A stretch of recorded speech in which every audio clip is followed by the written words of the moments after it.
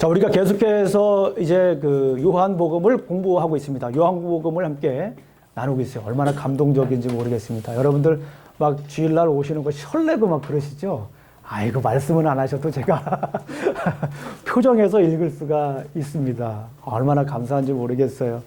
요한복음을 읽으면서 계속해서 우리에게 던져주는 질문이 있다고 그랬죠. 그 질문이 뭐라고 그랬습니까? 예수님은 누군가? 라고 하는 거예요. 예수님은 누군가? 그리고 그 질문을 우리 삶 속에 적용해보면 어떤 질문이라고 했습니까? 나는 누구인가? 라고 하는 거예요. 예수님은 누구인가? 라고 하는 질문은 나는 누구인가? 라고 하는 질문이다 라고 볼 수가 있습니다. 요한복음 전체에 흐르는 아주 중요한 우리 인생의 질문입니다. 예수님은 누구고 나는 누군가? 라고 하는 것입니다. 우리 성도님들에게 한번 여쭤볼게요. 우리 성도님들, 예수님이 누구세요? 예수님이 예수님이죠. 이렇게 대답할 수도 있습니다.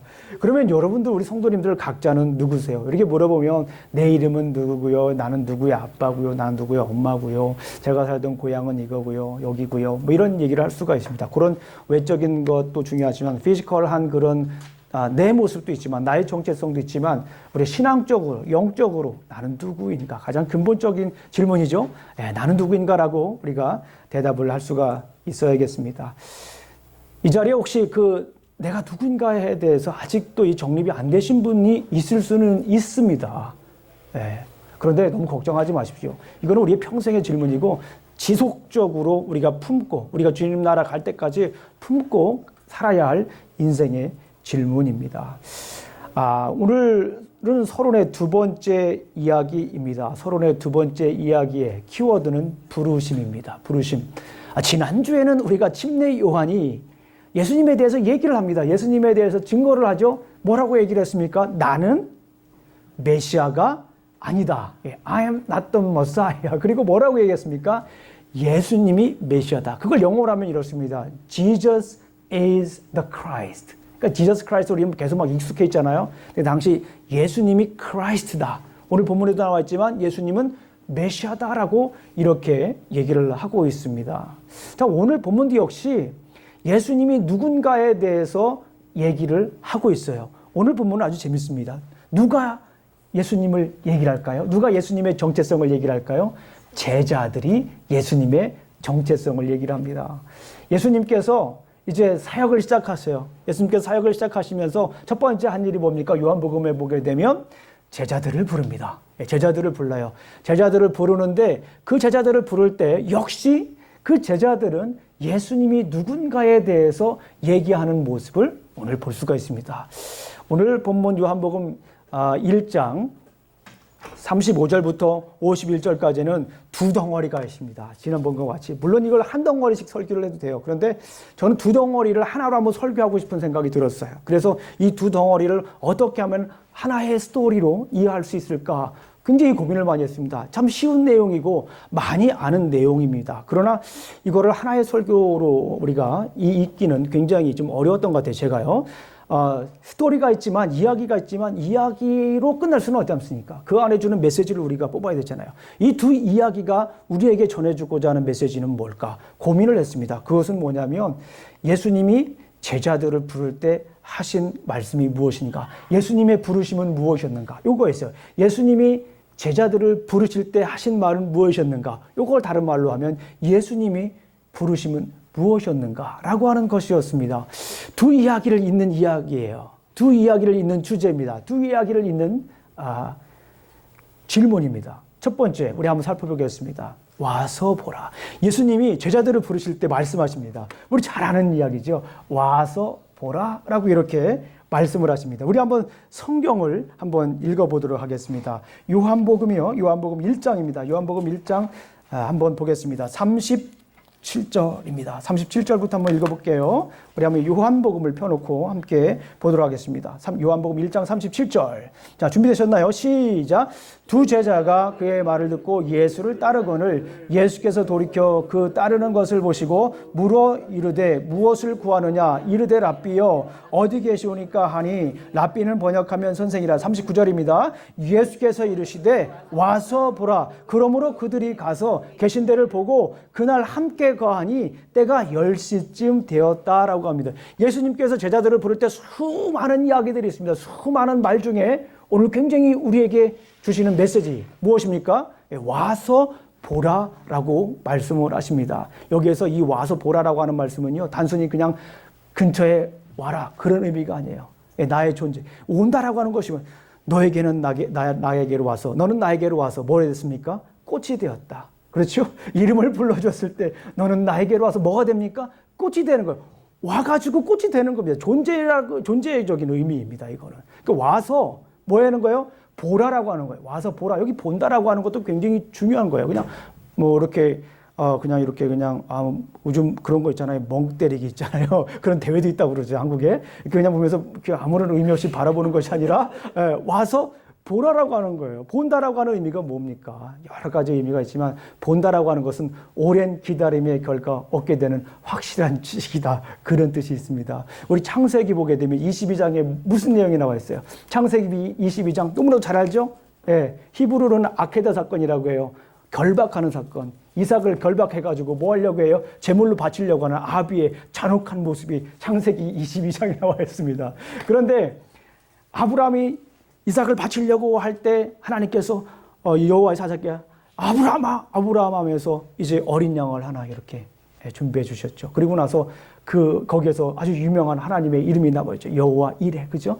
여호와 이레라고 하는 말은요, 하나님께서 준비하신다. 우리가 알고 있었잖아요. 그 말도 틀린 말은 아닌데 원래 히브리 원어를 보게 되면 이레라고 하는 말은요, 본다라고 하는 뜻이에요. 히브리어 라에서 나온 뜻이에요. 본다. 하나님께서 그러니까 뭐예요? 이 아브라함을 지금 보고 계시는 거예요. 하나님께서 아브라함을 뭐 한 거예요? 보고 계신 건데 이걸 조금 다른 말로 번역하면 돌보신다라고 하는, 본다라고 하는 건요 굉장히 중요한 의미입니다. 우리 욥기서를 보게 되면 이 본다라고 하는 말이 나와 있어요. 욥기서는 1장부터 42장까지 있는데요. 42장 5절에 보게 되면 어떤 일이 일어납니까? 욥이 너무나도 힘들고 어렵고 막 다 자기 생일을 또 자기가 입고 있던 옷까지 막 저주할 정도로 너무 막 인생이 피폐해졌어요. 정체성이 막 힘들었어요. 그런데 38장에서 하나님이 나타나셔가지고 욥아 한번 이 주위를 한번 돌아봐라. 나무는 누가 만들었고 동물은 누가 만들었고, 그러면서 이제 욥이 하나님을 경험하면서 맨 마지막 42장 5절에서 욥이 그런 고백을 합니다. 제가 여러 번 말씀드렸죠. 내가 예전에는 하나님에 대해서 뭐 했다고요? 듣기만 했는데 이제는 내가 하나님을 뭐 한다고요? 본다라고 하는 거예요. 본다라고 하는 거. 영어 성경 옥스퍼드 잉글리시 딕셔너리에 보게 되면 SEE에 보게 되면 16번째 캐러고리에 오랜 기다림의 결과 얻게 되는 확실한 지식이다. 아마 욥기로부터 나오지 않았나 하는 생각이 듭니다. 그만큼 이 본다라고 하는 것은 단순히 보는 게 아니라 정말 그에게로 가서 그가 누구인지, 그가 어떤 사람인지 보라고 하는 거예요. 예수님께서 오셔가지고 내가 누구인지 한번 보아라라고 하는 거예요. 우리 사랑하는 성도님들, 예수님은 누구입니까? 예수님을 제대로 보고 있습니까? 혹시 교회에 와가지고 혹시 뭐를 보고 계십니까? 교회에 와서 무엇을 보기를 원하십니까? 무엇을 보고 싶습니까? 무엇을 지금 보고 계십니까? 우리 가정에서 지금 무엇을 보고 계십니까? 여러분들이 보기 원하는 것이 무엇입니까? 오늘 본문에 보니까 우리 제자들이 봐야 될 것이 무엇인지에 대해서도 설명을 합니다. 우리 36절을 한번 읽어보겠습니다. 하나님의 어린 양이라고 하는 메시지가 또 다시 한번 등장을 합니다. 예수님의 정체성. 자, 우리 36절 말씀을 한번 보겠습니다. 우리가 무엇을 봐야 될 것인가도 관련된 것입니다. 우리 36절 한번 읽어보겠습니다. 시작. 예수께서 거니 말하되 보라 하나님의 어린 양이로다. 침례 요한이 자기 제자 중 2사람과 함께 있었어요. 그런데 그 제자에게 예수님이 지나가는 모습을 보고 뭐라고 합니까? 하나님의 어린 양이다라고 얘기를 하니까 제자들이 어떻게 했어요? 아무런 거리낌도 없이 부끄러움도 없이 그 제자들을 그냥 따라가 버렸습니다. 저 같았으면 그런 생각이 들었을 거예요. 이런 괘씸한 녀석들 라는 생각이 들었을 텐데 거기는 그런 내용들이 없습니다. 그러니까 이 제자들이 세상의 죄를 짊어지고 가는 하나님의 어린 양이라고 하는 것을 안 거예요. 그렇죠? 길이신 예수님, 어린 양이신 예수님을 따라간 거예요. 와서 무엇을 봤냐라고 하는 거예요. 세상 죄를 짊어지고 가는 하나님의 어린 양을 봤다라고 하는 거예요. 우리 사랑하는 성도님들께서도 교회에 와서 뭘 봐야 돼요? 예수님을 봐야 돼요. 예수님을 보는데 예수님이 어떤 예수님인가? 각자 생각하는 예수님이 있어요. 그런데 정말 중요한 건 오늘 본문을 보니까 그 예수님은 어린 양이다라고 하는 거예요. 하나님의 어린 양이다라고 하는 거예요. 하나님께서 보내신 양이라고 하는 뜻이에요. 이것에 대해서 좀 더 설명을 드려야 돼요. 지난주에는 어린 양 하면 어떤 본문을 제가 설명을 드렸죠? 엑소더스, 그죠? 출애굽기 12장. 어떤 사건이 있었습니까? 유월절 사건이었어요. 어린 양 하면 가장 먼저 떠올려야 될 이미지가 출애굽기 12장에 나와 있는 유월절 어린 양입니다. 두 번째 어린 양은요, 너무나도 멋있는, 너무나도 아름다운, 고귀한 메시지가 담겨져 있는 성경이 있습니다. 레위기죠. 우리 성도님들 대부분 다 성경을 읽다가 어디에서 쓰러지십니까? 레위기에서 진짜 쓰러지십니다. 이거 무슨 얘기야? 전혀 나하고 관련 없는 듯한 메시지지만 여러분들이 꼭 기억하실 것이 있습니다. 유대인들은요, 자녀들에게 성경, 창세기, 출애굽기, 레위기, 민수기, 신명기, 모세오경 중에 가장 먼저 어디를 읽혔을까요? 답은 나와 있죠? 네, 레위기입니다. 유대인들은요, 레위기부터 읽혔어요. 그만큼 중요한 메시지가 레위기에 담겨져 있습니다. 죄인인 인간이 거룩한 하나님과 어떻게 교제할 수 있을까? 제사와 절기입니다. 1장부터 16장까지는 제사, 17장부터 27장까지는 절기. 이런 절기를 통해서 하나님께 나아갈 수 있다라고 하는 것을 보여주는 게 레위기입니다. 그 중에 가장 중앙에 있어서 중심을 잡고 있는 성경이 16장입니다. 거기에는 대속죄일이 나와 있어요.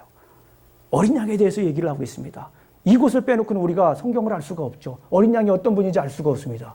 그러니까 우리가 레위기서 16장으로 가보겠습니다. 한번 가보겠습니다.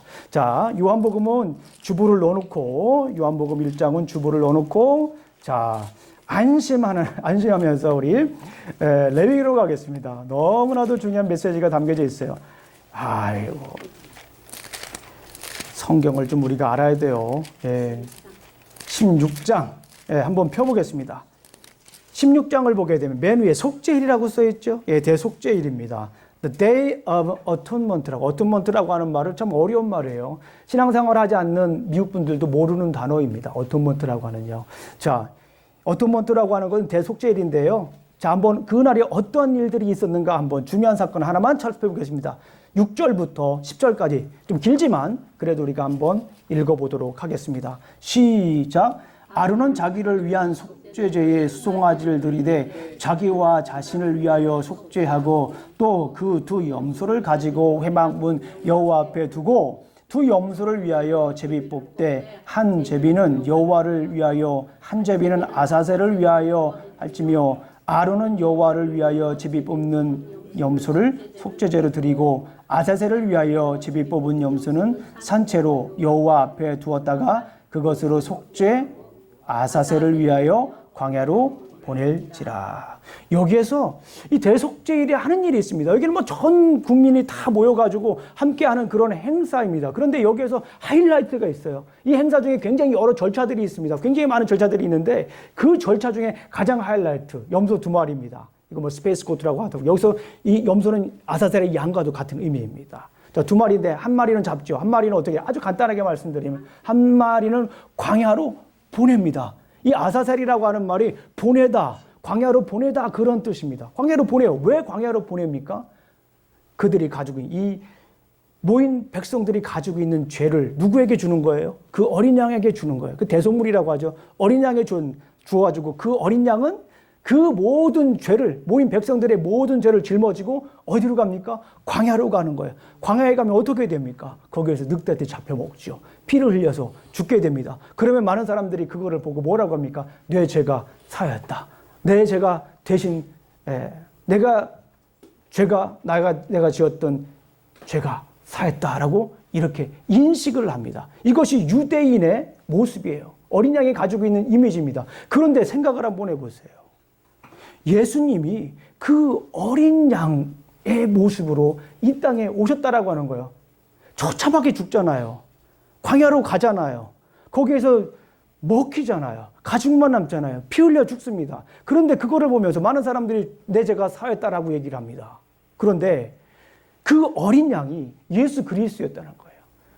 얼마나 위대한 사건입니까? 때로는 우리가 이해할 수 없는 사건이기도 하지만 우리 신앙인들에게는 이보다 아름답고 강력한 메시지가 어디 있습니까? 예수 그리스도는 바로 이런 분이에요. 왜 광야로 갔습니까? 죄를 씻기 위해서. 죄를 씌우면 어떤 일들이 일어납니까? 하나님과 내가 화해가 되는 거예요. 하나님께서 나를 용서해 주시는 거예요. 아까 말씀드렸죠. 레위기의 주제가 뭐였습니까? 죄인 인간이 거룩한 하나님과 어떻게 교제할 수 있을까요? 죄가 많은 사람이, 유한자가 어떻게 무한자에게 가냐라고 하는 거예요. 이걸 어떻게 말할 수가 없는 거예요. 어떻게 갑니까, 이거를. 세상적인 지식으로 어떻게 갑니까? 믿음의 눈으로 이해하는 거예요. 제사를 드릴 때, 대속죄를 드릴 때, 속죄일에 그 제사를 드릴 때에 하나님께 갈 수가 있는 거예요. 어린 양에게 모든 죄를 전가했을 때에 우리가 예수님과 온전한 화해의 관계로 돌아간다라고 하는 거예요. 그래서 예수님은 십자가에 못 박혀 돌아가신 거예요. 왜요? 피를 흘리셔야 되니까요. 유대인들의 생각에 어린 양 하면 피가 생각이 나요. 어린 양 하면 무슨 생각이 납니까? 내 죄를 씻어줄 대속죄물. 그렇죠. 그러니까 유대인들에게 있어서 어린 양은 매우 중요한데 정말 찢기고 죽고, 그렇죠? 광야에 가서. 그런데 그 모습을 예수님께서 감당하셨다라고 하는 거예요. 또 한 가지 있습니다. 이 본문에 보니까 메시아가 등장을 합니다. 한번 다시 요한복음으로 가보겠습니다. 요한복음 1장 39절부터 41절까지 한번 읽어보겠습니다. 39절부터 41절까지 한번 보겠습니다. 자, 메시아라고 하는 예수님의 정체가 다시 한번 드러나게 됩니다. 예수님은 어린 양일 뿐만 아니라 예수님은 메시아라고 하는 거예요. 39절부터 41절까지 한번 읽어보겠습니다. 시작. 여호께서 이르시되 와서 보라. 그러므로 그들이 가서 계신 데를 보고 그날 함께 거하니 때가 10시쯤 되었더라. 요한의 말을 듣고 예수를 따르는 두 사람 중에 하나는 시몬 베드로의 형제 안드레라. 그가 먼저 자기 형제 시몬을 찾아 말하되 우리가 메시아를 만났다 하고, 메시아는 번역하면 그리스도라. 이 안드레아가 얘기를 합니다. 안드레아가 뭐라고 얘기를 합니까? 우리가 메시아를 만났다라고 하는 거예요. 메시아에 대해서는 제가 더 길게 설명드리지 않겠습니다.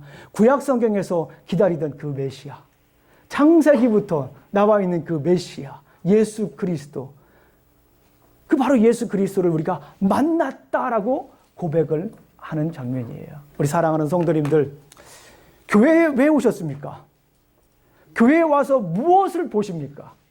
교회에 와서 무엇을 보기를 원하십니까?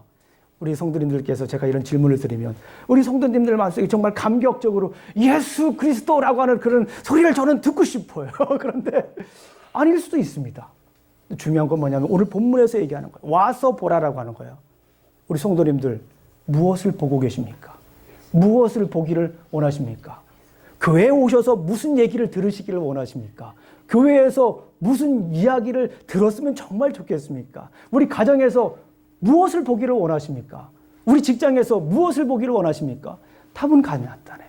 예수 그리스도. 근데 그 예수 그리스도는 나를 위해 십자가에 못 박혀 돌아가신 바로 그 예수 그리스도, 어린 양 대신 예수 그리스도예요.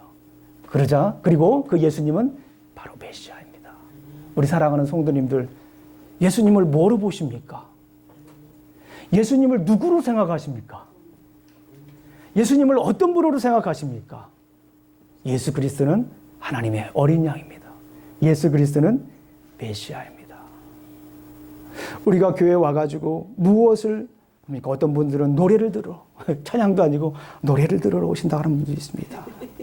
어떤 분들은 말을 들으러 오는 분들이 있어요. 제 전공이 설교학입니다. 한국에 있는 목사님들 설교, 미국에 있는 목사님들 설교를 들으면서 제가 간혹 자주 듣는 건 아니지만 어쩔 수 없이 제가 평가를 해야 될 그런 상황이 있을 때가 있습니다. 많은 분들이 설교를 듣는 것보다 강연 듣기를 원하시는 것 같아요. 제 생각에 그래서 제가 틀릴 수가 있습니다. 많은 사람들이 설교보다는 강연에 환호를 합니다. 말씀을 들고 싶어요. 교회에서는 말씀을 듣고 싶습니다. 정말 하나님의 말씀이 선포되는 걸 보고 싶습니다. 정작 교회 가면 강연을 들으라고 해요. 강연에 환호를 하고, 그것이 마치 올바른 설교인 것처럼, 설교의 모범인 것처럼 많은 사람들에게 인고의 화자가 되는 그런 모습을 보면서 죄송합니다. 설교학자로서 굉장히 한탄이 됩니다. 마음이 아파요. 물론 다 그렇다는 건 아닙니다. 어떤 분들은 교회에 말을 들으러 와요. 잠시 위안을 얻기를 위해서 교회에 올 수도 있습니다. 우리 사랑하는 성도님들, 교회에 왜 오십니까? 교회에 와서 무엇을 보기를 원하십니까? 여러분들에게 가정을 주셨어요. 여러분들에게 직장을 주셨습니까? 그 직장에서 하나님께서 무엇을 보기를 원하실까요? 왜 그 직장을 주셨을까요? 왜 그 가정을 주셨을까요?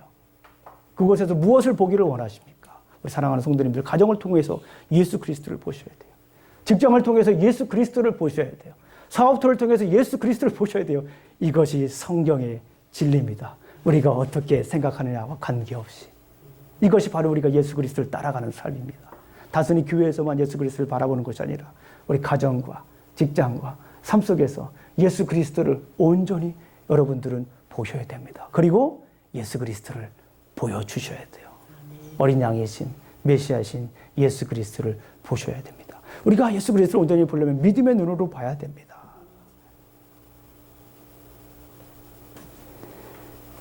히브리서 12장 2절을 보게 되면 믿음의 주요 온전케 하신 예수 그리스도를 바라보자. 예수 그리스도는 믿음의 주인입니다. 예수 그리스도는 우리를 온전케 해주시는 거예요. 우리의 생각과는 다를 수도 있습니다. 그러나 중요한 것은 우리가 믿음의 눈으로 예수 그리스도를 보셔야 될 줄로 믿습니다. 예수님께서 오늘 우리에게 말씀하십니다. 뭐라고 말씀하십니까? 와서 보아라. 여러분들 지금 무엇을 보고 계십니까?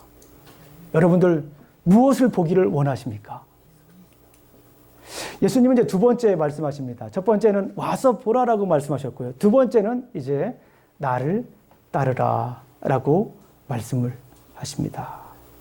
우리 한번 성경을 한번 읽어보겠습니다. 43절, 45절을 한번 읽어보겠습니다. 요한복음 1장 43절, 45절 말씀을 함께 읽어보도록 하겠습니다. 시작. 이튿날 예수께서 갈릴리로 나가려 하시다가 빌립을 만나 이르시되 나를 따르라 하시니 빌립은 안드레와 베드로라 한 동네 베세대 사람이라. 빌립이 나다나엘을 찾아 이르되 모세가 율법에 기록하였고 여러 선지자가 기록한 글을 우리가 만났으니 요셉의 아들 나사렛 예수니라. 이제 빌립이라고 하는 또 다른 제자가 등장을 합니다. 그 빌립이라고 하는 제자는 누구와 같은 동네에 살았다라고 성경에 써 있습니까? 안드레와 시몬과 같은 동네에 살았다라고 합니다. 아이고, 안드레하고 베드로가 주님을 만났어요. 우리가 메시아를 만났다라고 얘기를 했을 것 같아요. 너무나도 감격적이니까요. 그 소리를 누가 들었을까요? 빌립이 들었을 것 같아요. 같은 동네 살았으니까. 그래서 아마도 성경에 나와 있지는 않지만 빌립은 그 예수를 내가, 그 메시아를, 그 어린 양이신 예수 그리스도를 내가 한번 만나보고 싶었다라는 열망이 좀 있었을 것 같습니다. 그런데 드디어 누구를 만납니까? 예수님을 만나요. 예수님을 만났는데 예수님이 그 빌립에게 이야기를 합니다. 뭐라고 얘기를 하죠? 나를 따르라. Follow me. 나를 따르라 라고 이렇게 얘기를 합니다. 빌립이 거기에 멈추지 않습니다. 나를 따르라 하고 예수님 만났죠. 너무나도 감격적인 사건이었습니다. 여기에 나와 있지만 빌립의 감정이, 빌립의 마음이 성경에 나와 있지는 않지만 정말 너무 기뻐가지고 막 춤을 췄을 것 같아요. 인생을 해결한 거 아닙니까? 인생 최대의 질문을 답할 수 있는 사건을 만났지 않습니까? 얼마나 가슴 벅찬 사건입니까? 그래가지고 옆에 있던 사람을 만나죠. 그에게 누구를 전합니까? 예수 그리스도를 전합니다. 누구입니까? 그 사람 만난 사람이 나다나엘이라고 하는 사람이에요. 나다나엘이라고 하는 사람은 아마도 그 동네에서 가장 유명한 회의주의자였지 않았을까? 질문이 많은 사람이었어요. 그를 만나서 이야기를 합니다. 그에 대해서 예수님에 대해서 소개를 합니다. 뭐라고 소개합니까? 이 사람은 구약 선지자입니다. 구약에서 예언된 선지자 나사렛 예수입니다. 라고 얘기를 했죠. 우리가 좀 전에 읽었던 것처럼요. 그러면서 나다나엘에게 얘기를 합니다. 뭐라고 얘기를 해요? 와서 보라. 예수님이 제자들에게 얘기했던 것처럼 와서 보라라고 얘기했던 것처럼 빌립도 나다나엘에게 가서 뭐라고 얘기를 합니까? Come and see Jesus Christ. 예수님을 보라고 지금 얘기를 하고 있어요. 그러니까 나다나엘의 반응이 참 재밌습니다. 우리 47절을 한번 읽어보겠습니다. 시작. 예수께서 나다나엘이 자기에게 오는 것을 보시고 그를 가리켜 이르시되 보라 이는 참으로 이스라엘의 사람이라 그 속에 간사한 것이 없도다. 예. 물론 그 전에 나와 있네요. 나사렛에서 선한 것이 46절을 보겠습니다. 나다나엘이 이르되 나사렛에게 무슨 선한 것이 날 수 있느냐? 빌립이 이르되 와서 보라. 나사렛에서 뭐 선한 것이 날 수 있겠냐? 이 조그만 동네에 뭔 일이 있겠냐라고 하니까 와서 보라라고 합니다. 그리고 나다나엘은 예수님을 만납니다. 예수님께서 말씀하시죠. 나다나엘의 모습을 다 들여다보시는 거예요. 보라, 이는 참으로 이스라엘 사람이라 그 속에 간사함이 없다라고 하는 거예요. 그 나다나엘의 마음을 이제 꿰뚫습니다. 나다나엘이 예수님께 또 묻지요. 어떻게 나를 아시나이까? 예수님께서 대답합니다. 우리 48절에 보니까 이르시되 빌립이 너를 부르기 전에 내가 무화과 나무 아래 있었을 때 보았노라라고 얘기를 합니다. 빌립이 너를 부르기 전에 내가 너를 이미 보았다라고 하는 거예요. 보았다라고 하는 건 뭐예요? 내가 너를 우두커니 바라보고 있었다는 게 아니라 내가 너를 알았다라는 거예요. 내가 너를 알았다라고 얘기를 하니까 이제 나다나엘의 그 말 한마디에 나다나엘은 또 인생의 질문, 대답을 얻게 됩니다. 그리고 고백을 합니다. 우리 한번 보겠습니다. 우리 49절을 한번 읽어보겠습니다. 시작. 나다나엘이 대답하되 랍비여, 당신은 하나님의 아들이시오. 당신은 이스라엘의 임금이로소이다 라고 얘기를 합니다. 여기 이 제자를 통하여서, 제자를 부르면서 또 우리 예수님이 어떤 분인가를 나타냅니다. 나다나엘이라고 하는 것은 여러분들, 그 사람은 성경에 예수님의 제자 중에 바돌로메라고 많은 사람들이 생각을 합니다. 저도 그렇게 생각을 합니다. 이 나다나엘은 바돌로메라고 하는 사람입니다. 이 회의주의자였던 이 바돌로메, 나다나엘이 여기에서 예수 그리스도를 받아들입니다. 영접합니다. 그러면서 그가 예수 그리스도가 누구인지에 대해서 이야기를 합니다. 무엇이었죠? 예수 그리스도는 하나님의 아들이다라는 거예요. 하나님의 아들이다. 그리고 이스라엘의 임금이다라고. 이스라엘의 임금이라고 하는 건 무슨 말입니까? 다스리는 사람. 그죠? 통치자로 다스릴 바로 그분이라고 하는 것을 이 나다나엘이라고 하는 사람은 이제 깨닫게 되는 것입니다. 우리 사랑하는 성도님들, 예수님께서 우리에게 말씀하십니다. 하나님의 아들인 나, 이 세상의 임금인 나, 나사렛 예수는 여러분들에게, 당신들에게, 너희들에게 오늘 요청한다. 나를 따르라. 이것이 바로 예수 그리스도께서 우리를 향한 메시지입니다. 나를 따르라. 우리 사랑하는 성도님들, 예수님을 따라가시길 주님의 이름으로 축원합니다. 우리 사랑하는 성도님 한번 여쭤보겠습니다. 누구를 따라가세요? 할렐루야. 그러면 질문을 좀 바꿔보겠습니다. 무엇을 따라갑니까? 말씀. 굉장히 센데요. 말씀을 따라갑니다. 우리가 따라갈 분은 바로 예수 그리스도입니다. 그리고 우리가 따라가야 할 것은 바로 말씀이지요.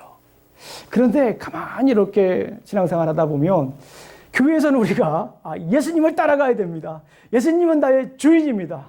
라고 고백을 하지만 일상으로 돌아가게 되면 그 고백이 무색해지는 것처럼 보일 때가 있습니다.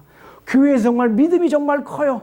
정말 큰 믿음으로 살아가는데 세상에서는 잠깐 믿음 대신에 믿음으로 살아가는 것 같아요. 잠깐 예수 그리스도를 밀어놓고 살아가는 그런 모습을 우리가 잠깐 보는 것 같아요. 사랑하는 성도님들 다시 한번 여쭤보겠습니다. 우리 인생의 질문입니다. 예수님은 누구십니까? 나는 누구입니까? 다시 한번 질문을 드립니다. 여러분들, 예수님께서 우리에게 권면하십니다. 와서 보라. 우리 성도님들 지금 무엇을 보고 계십니까? 무엇이 되기를 원하십니까? 무엇을 보고 싶으십니까? 예수님께서 오늘 우리에게 말씀하십니다. 나를 따르라. 예수님을 따라가고 계십니까? 한번 잠깐 내려놓고 한번 생각을 해보세요. 정말 예수님을 따라가십니까? 우리 삶 가운데서 예수님을 따라가십니까? 사람은요, 두려워하는 것을 따라가더라고요. 사람은 두려움을 따라가요. 두려움의 대상을 따라갑니다. 어떤 사람이요, 돈이 막 두렵잖아요. 그런 분들은 돈을 따라가더라고요. 권력이 두려운 분들이 있어요. 권력을 따라가더라고요. 사랑이 두렵고 사랑에 결핍한 사람들은요, 성적으로 문제가 많더라고요. 사람들은요, 두려운 걸 따라가요. 그리고 부족한 걸 따라가요. 자기가 부족한 거, 자기가 없는 거, 그걸 가지고 있는 사람을 따라가요. 근데 따라가 보니까 똑같더라. 별 차이 없더라. 사람들은 그렇게 살아가는 게 인생의 모습처럼 자꾸 보이는 거예요. 우리 사랑하는 성도들에게 또 여쭤봅니다. 무엇을 따라가세요? 누구를 따라가십니까? 우리 사랑하는 성도님들, 솔로몬에게 한번 지혜를 배워보면 좋겠습니다. 솔로몬은 정말 남자들의 우상입니다. 이 세상에 솔로몬처럼 모든 걸 가지고 있는 남자는 제가 아직 보지 못했던 것 같습니다. 학자죠, 왕이죠. 굳이 말씀드리지 않더라도 남자가들이 원하는 모든 것들을 가지고 있는 그런 존재입니다. 그 존재가 인생 영화에 그런 고백을 합니다. 헛되고 헛되니 모든 것이 헛되도다. 그것이 전도서입니다. 그러면서 그가 고백을 합니다. 내가 즐긴 여러 가지 일들이 있었는데 아주 구체적으로 대답을 하잖아요. 전도서에서. 그 모든 것들이 다 헛되다라고 하는 것을 탐색하는 게 전도서입니다. 앞에 부분에서는 헛되니 모든 것이 헛되도다라고 하면서 중간 부분에 본론이에요. 모든 것이 헛되다. 죽음도 헛되고 인생의 기쁨도 헛되고 부도 헛되고 그런 것들을 다 하나하나 조목조목 따져가는 게 전도서입니다. 그리고 나서 그가 맨 마지막에 결론을 내립니다. 그 결론을 한번 듣겠습니다. 우리 전도서 12장 13절 보겠습니다.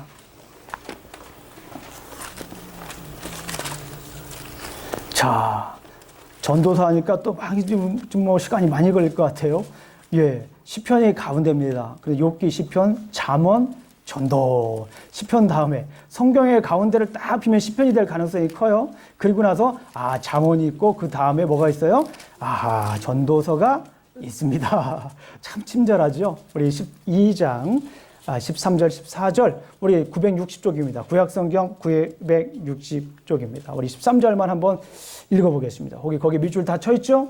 네, 밑줄이 안 쳐있는 분들은 밑줄을 치시고, 하이라이트 펜 안 되는 분들은 하이라이트 펜 하시고, 집에 가서 다시 한번 읽어보시고, 한번 말씀을 한번 묵상해 보세요. 자, 우리 이 솔로몬 인생의 질문에 대한 가장 확실한 답입니다. 12장 13절 960쪽 우리 한번 다 같이 한번 읽어보겠습니다. 시작. 이래 결국을 다 들었으니 하나님을 경외하고 그의 명령을 지킬지어다. 이것이 모든 사람의 본분이라. 보니까 하나님을 경외하라는 거예요. 하나님을 두려워하라는 거예요. 그게 뭡니까? 하나님을 두려워하게 되면 우리 하나님을 따라가요. 돈을 두려워하게 되면 돈을 따라갑니다. 이성을 두려워하게 되면 이성에 집착하면 이성을 따라가게 돼요. 권력을 두려워하게 되면 권력을 따라가게 됩니다. 스스로 한번 점검해 보세요. 나는 어떤 사람인가? 나는 무엇을 지금 따라가고 있는가? 오늘 예수님께서 우리에게 말씀하십니다. 그리고 우리를 지금도 부르고 계십니다. 와서 봐라. 그리고 나를 따르라. 오늘 말씀을 정리합니다. 예수님은 제자들에게 와서 보고 그를 따르라고 말씀하셨습니다. 그리스도인들은 하나님의 아들 예수 그리스도를 우리가 따라야 합니다. 마지막으로 함께 고백해 보겠습니다. 예수 그리스도를 따르자. 우리 기도하시겠습니다. 하나님 아버지 참으로 감사합니다. 오늘도 귀한 날 주셔서 우리 주님께서 제자들을 부를 때 하신 말씀을 우리가 담아 듣겠습니다. 우리 마음속에 새기겠습니다. 와서 봐라. 그리고 나를 따르라. 예수 그리스도를 하나님의 아들 메시아로 우리가 인식을 하겠습니다. 그렇게 보겠습니다. 믿음의 주인으로 보겠습니다. 우리를 온전케 하실 주님으로 보겠습니다. 그리고 우리 삶 가운데에 예수님을 따라가겠습니다. 많은 유혹들이 있고 많은 말들이 있지만 많은 생각들이 있지만 그럼에도 불구하고 내려놓고 주님을 따라가겠습니다. 주님의 팔로워가 될 수 있도록 주님의 제자가 될 수 있도록 도와주시옵소서. 예수님 이름으로 기도합니다. 아멘.